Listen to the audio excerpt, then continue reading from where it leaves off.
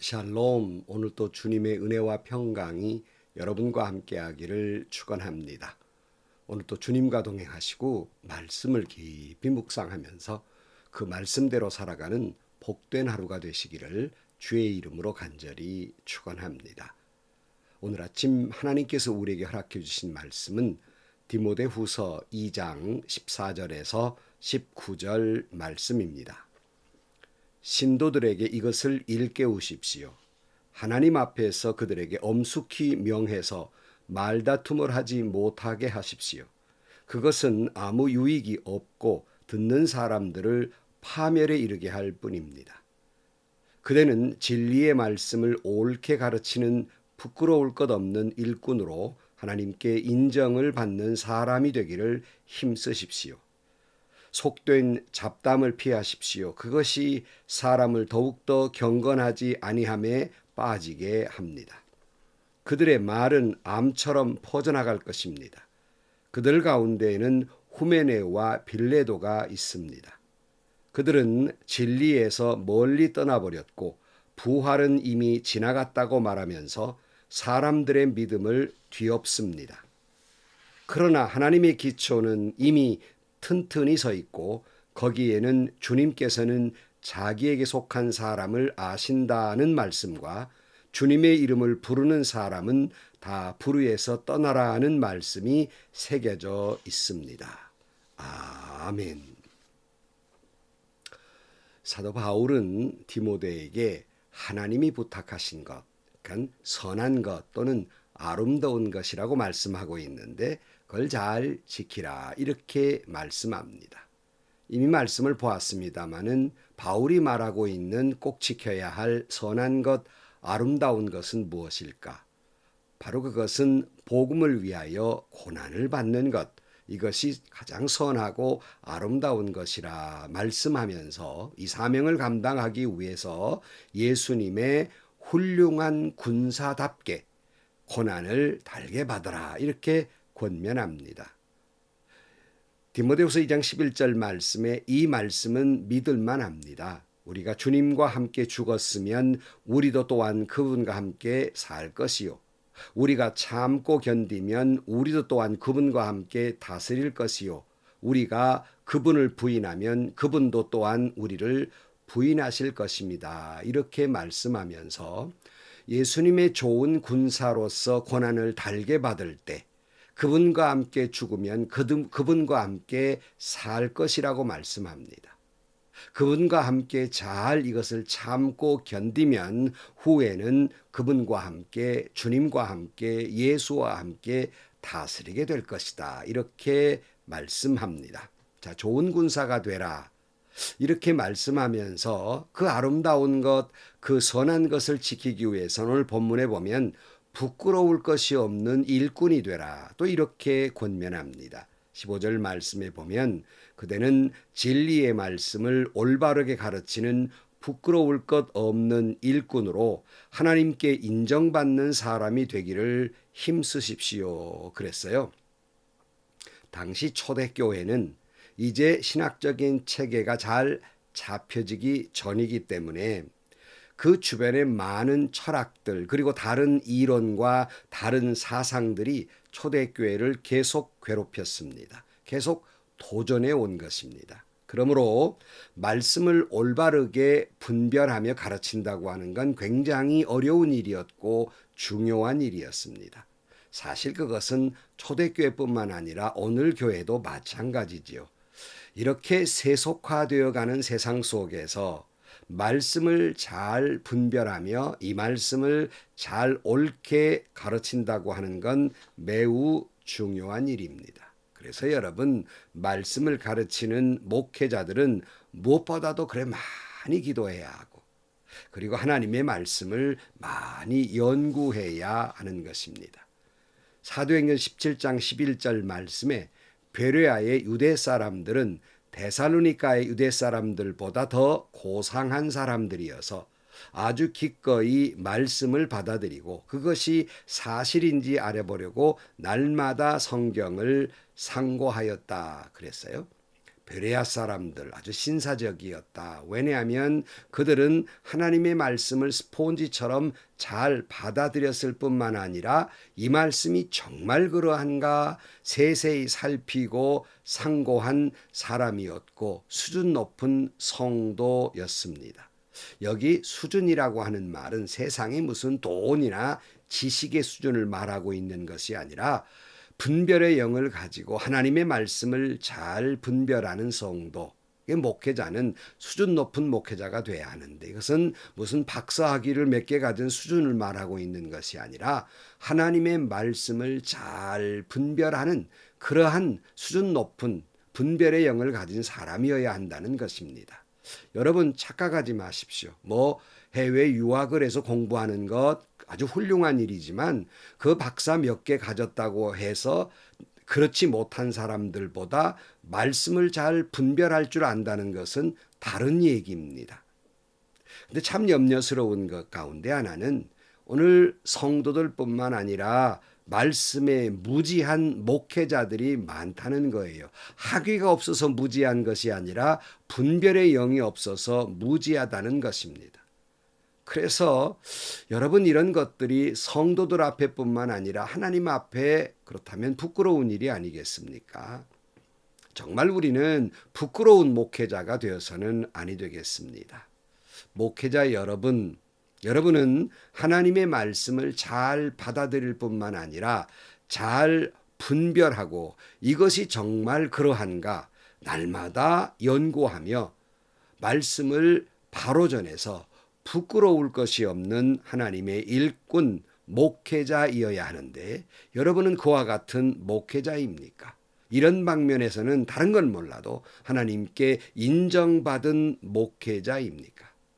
참 때로는 두려운 것은 오히려 일반 성도들이 더 신앙을 위해서 신앙 서적들을 많이 읽고 말씀을 연구하는데 오히려 더욱 그래야 할 목회자들이 하나님의 말씀도 제대로 읽지 않고 신학 서적도 읽지 않고 게을리하고 그래 독서도 게을리하지요. 말씀 연구도 게을리하지요. 기도도 게을리하지요.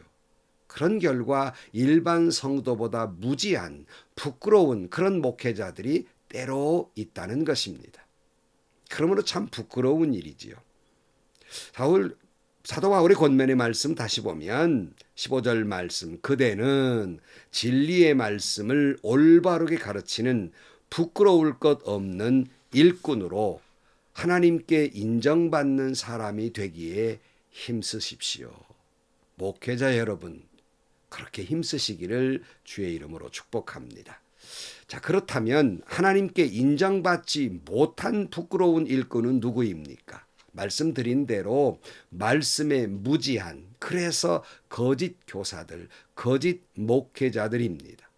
에베소 교회에 이런 거짓 교사들이 있었습니다. 그들은 뭐라고 주장했냐면 오늘 보면 18절 말씀에 그들은 진리에서 멀리 떠나버렸고 부활은 이미 지나갔다고 말하면서 사람들의 믿음을 뒤엎습니다. 그러니까 잘못된 그러한 말씀을 가르치니까 사람들의 그 믿음이 다 뒤엎어져 버리고 만 것입니다. 베드로 사도가 이런 거짓 교사에 대한 경고를 베드로후서 2장 1절 말씀에 이렇게 말씀합니다. 전에 이스라엘 백성 가운데 거짓 예언자들이 일어난 것과 같이 여러분 가운데에도 거짓 교사들이 나타날 것입니다. 그들은 파멸로 몰고 갈 이단을 몰래 끌어들일 것입니다. 그래서 그들은 자기들을 값주고 사신 주님을 부인하고 자기들이 받을 파멸을 재촉할 것입니다. 그랬어요. 이렇게 잘못된 것을 주장하는 사람들은 쓸데없는 진리를 좋아하고 이에 대한 논쟁을 좋아하며 그래서 말씀에서 어긋나 버리고 부활도 지나가 버렸다 버리고 다른 사람들의 신앙을 공고히 하는 것이 아니라 그들의 신앙을 뒤엎어 버리고 맙니다. 그래 바울은 쓸데없는 논쟁은 피하라고 성도들에게 꼭 일깨우라고 다짐하고 있는 것이 오늘 첫 대목 14절 아닙니까? 신도들에게 이것을 일깨우십시오. 하나님 앞에서 그들에게 엄숙히 명해서 말다툼을 하지 못하게 하십시오. 그것은 아무 유익이 없고 듣는 사람들을 파멸에 이르게 할 뿐입니다. 이런 문제로 자꾸 다투거나 변론을 일삼으면 믿음이 공고히 되는 것이 아니라 오히려 믿음이 파멸에 이르고 마는 거예요. 은혜되지 못해요. 그러므로 우리는 논쟁하지 말아야 되고 엄히 명하라고 바울은 당부하고 있습니다. 디모데후서 2장 23절 말씀에 보면 어리석고 유치한 논쟁을 피하십시오. 그대도 알다시피 그것은 싸움을 일으킬 뿐입니다. 그랬고 우리가 디모데 전서에도 살펴볼 때 1장 4절 말씀에 꾸며낸 이야기나 끝없는 족보 이야기에 정신이 팔린 사람들이 들어있으니 그런 일을 못하게 하시오. 그런 것들은 쓸데없는 논쟁이나 일으킬 뿐이고 믿음을 통해서 구원을 얻게 해주시는 하나님의 계획에는 아무런 도움이 되지 못합니다. 그랬어요. 또 디도도 이런 말을 했어요. 디도서 3장 9절 말씀에 어리석은 논쟁을 피하고 족보를 캐거나 말다툼을 하거나 율법을 가지고 싸우거나 하는 일을 멀리 하십시오. 이와 같은 일은 헛된 일이며 이로울 것이 없습니다. 이단자는 한두 번 경고해보고 그래도 말을 듣지 않거든 그와 관계를 끊으십시오. 그랬어요. 그러니까 쓸데없는 논쟁을 일으키는 건 오히려 암을 번지게 만들어버리고 말기 때문에 차라리 끊어버려야 된다는 거예요. 논쟁하지 말고 끊어버려라. 이렇게 말해요. 오늘 본문에도 이것이 암과 같다라고 말하고 있는데요. 오늘 본문 16절 말씀에 보면 속된 잡담을 피하십시오. 그것이 사람을 더욱더 경건하지 아니함에 빠지게 합니다. 그들의 말은 암처럼 퍼져나갈 것입니다. 그들 가운데에는 후메네와 빌레도가 있습니다. 그들은 진리에서 멀리 떠나버렸고 부활은 이미 지나갔다고 말하면서 사람들의 믿음을 뒤엎습니다. 그래서 여기 거짓 일꾼 가운데 후메네오에 대해서 디모데 전서에도 이 사람을 믿음에 파선한 사람이라고 말씀하고 있어요. 디모데전서 1장 19절 말씀에 보면 믿음과 선한 양심을 가지십시오. 어떤 사람들은 선한 양심을 버리고 그 신앙생활에 파선을 당하였습니다. 그렇게 된 사람 가운데 두 사람이 바로 후메네와 알렉산더입니다. 나는 그들을 사탄에게 넘겨주었습니다. 그것은 내가 그들을 응징해서 다시는 하나님을 모독하지 못하게 하려고 한 것입니다. 그랬어요. 이러한 이단들 잘못된 논리로 논쟁이나 일삼는 그래서 교회에 도전하는 존재들은 초대교회가 시작되면서부터 지금까지 계속돼 오고 있고 그리고 어지럽히고 있는 것이 사실입니다. 여러분 하나님의 교회는 그런 무풍지대 속에 있었던 것이 아니라 이 많은 이런 도전 속에서 응전을 하면서 굳건히 세워졌던 것이 하나님의 교회입니다. 그래서 오늘 보면 19절 말씀에도 보면 그러나 이런 존재들이 있어도 하는 말이죠. 하나님의 기초는 이미 든든히 서 있고 거기에 주님께서는 자기에게 속한 사람을 아신다는 말씀과 주님의 이름을 부르는 사람은 다 불의에서 떠나라는 말씀이 새겨져 있습니다. 그랬어요. 교회가 지금까지 든든히 세워져 가는 것은 주님께서 하나님께 속한 사람을 너무나도 잘 알고 계시며 온전히 주의 이름을 부르는 사람들, 부끄러울 것이 없는 주의 일꾼들을 주님께 인정받는 목회자들과 성도들이 이 모든 불의에서 떠나 있었기 때문에 교회는 지금까지 든든히 세워져 온 것입니다. 앞으로도 교회는 계속해서 거짓 가르침과 이단들로부터 도전을 받을 것이고 진정한 복음의 진리에서 떠나게 만드는 다른 복음들이 계속해서 교회에 몰래 스며 들어올 것입니다. 때로 목회자로서 이런 자괴감이 들어요. 내가 분명히 하나님의 말씀을 잘 분별해서 잘 가르친다고 했는데 왜 오늘날 이런 모습들이 교회에 보이나? 왜 오늘날 이런 어려움들이 있는가? 왜 이런 교회가 어지럽히는 문제들이 생기고 성도들의 신앙의 모습과 신앙 인격이 왜 저렇게 실망스럽게 되었을까? 물론 저의 가르침에 부족함도 인정할 수밖에 없어요. 그러나 때로는 몰래 들어온 다른 복음 때문입니다. 다시 말하면 몰래 들어온 다른 생각, 다른 사상, 그런 다른 이기심들이 그 사람들의 마음에 들어왔습니다. 이것을 주님은 뭐라고 말하냐면 사탄이 몰래 가라지를 뿌려놓은 것 같다. 이렇게 주님은 비유로 마태복음 13장 24절 말씀에 보면 예수께서 또 다른 비유를 들어 그들에게 말씀하셨다. 하늘나라는 자기 밭에다가 좋은 씨를 뿌리는 사람과 같다. 사람들이 잠자는 동안에 원수가 와서 밀 가운데 가라지를 뿌리고 갔다. 밀이 줄기가 나서 열매를 맺을 때 가라지도 보였다. 그래서 주인의 종들이 와서 그에게 말하였다. 주인 어른께서 밭에 좋은 씨를 뿌리지 않으셨습니까? 그런데 가라지가 어디서 생겼습니까? 주인이 종들에게 말하기를 원수가 그렇게 하였구나 하였다. 종들이 주인에게 말하기를 그러면 우리가 가서 그것들을 뽑아버릴까요 하였다. 그러나 주인은 이렇게 대답하였다. 아니다. 가라지를 뽑다가 가라지와 함께 밀까지 뽑으면 어떻게 하겠느냐. 추수 때까지 둘 다 함께 자라도록 내버려 두어라. 추수할 때 내가 추수꾼에게 먼저 가라지를 뽑아 단으로 묶어서 불태워 버리고 밀은 내 곳간에 거두어 드리라고 하겠다. 그랬어요. 몰래 사탄이 주의 종들이 가르친 바른 복음, 하나님의 말씀이 분명히 알곡을 뿌렸는데 이 사탄이 몰래 들어와 가라지를 뿌려 놓은 것입니다. 독버섯, 암덩이 같은 생각, 이단의 생각, 이기주의, 이기심, 또 다른 복음, 그런 것들이 자꾸 인간의 마음속에 들어온단 말이에요. 자기 복음이 들어온단 말이에요. 그래서 교회가 어지럽히게 되는 것입니다. 이걸 왜 하나님은 그냥 두셨는가? 가라지 뽑다가 알곡도 뽑을까 봐 마지막 심판 때 알곡과 가라지는 구별이 될 것입니다. 그때까지는 계속해서 도전이 오는 거예요. 디모데가 목회했던 에베소 교회도 초대교회도 지금 현대교회도 이 가라지와 같은 다른 복음, 다른 사상, 다른 생각과 계속 영적 전쟁을 벌이고 있는 것입니다. 말씀을 마칩니다. 사랑하는 성도 여러분, 늘 이런 말씀을 드려요. 말씀으로 돌아가라. 시대가 어려울수록 말씀으로 돌아가라. 시험이 많으면 많을수록 말씀을 돌아가라. 말씀을 드려요. 진리의 말씀으로 돌아가야 합니다.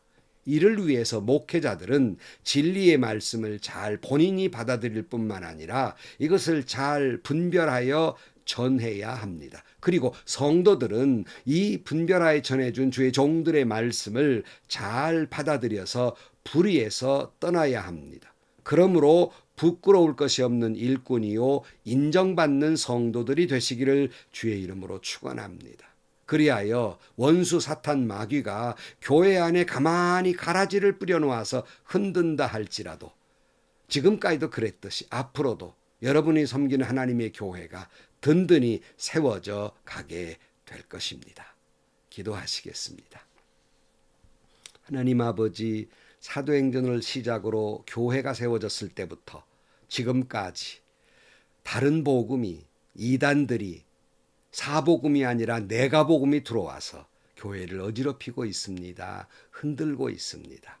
그럼에도 불구하고 주의 종들로부터 말씀을 잘 분별하여 바른 말씀을 전하게 하시고 성도들은 그 말씀을 잘 받아들여서 악에서 떠나고 말씀대로 살아가게 하여 주옵소서. 그리하여 지금까지 주님의 피값으로 세우신 교회가 든든히 세워져 간 것처럼 앞으로도 주님의 교회가 주님 오실 때까지 든든히 세워져 가게 하여 주옵소서. 예수님의 이름으로 기도하옵나이다. 아멘. 여러 가지로 우리가 사는 오늘 시대는 어렵고 교회는 점점점 어려워져 가고 있습니다. 뭐 다른 인간적인 방법, 수단, 물론 때로는 그런 것들이 필요할 때도 있어요. 그러나 늘 이런 때를 막다드릴 때 기본적으로 하는 말이 있습니다.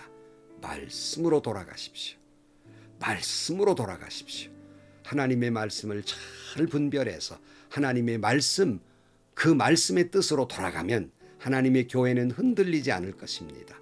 든든히 세워져 갈 것입니다. 왜 교회가 흔들리냐고요? 말씀을 인용했을 따름이고 그 말씀대로 세우지 않기 때문입니다. 여러분의 교회가 말씀으로 든든히 세워져 가는, 말씀대로 살아가는 여러분의 교회가 되고 여러분들이 되시기를 주의 이름으로 축원합니다. 오늘도 행복하시고요. 좋은 일이 가득한 하루가 되시기를 주의 이름으로 간절히 축원합니다.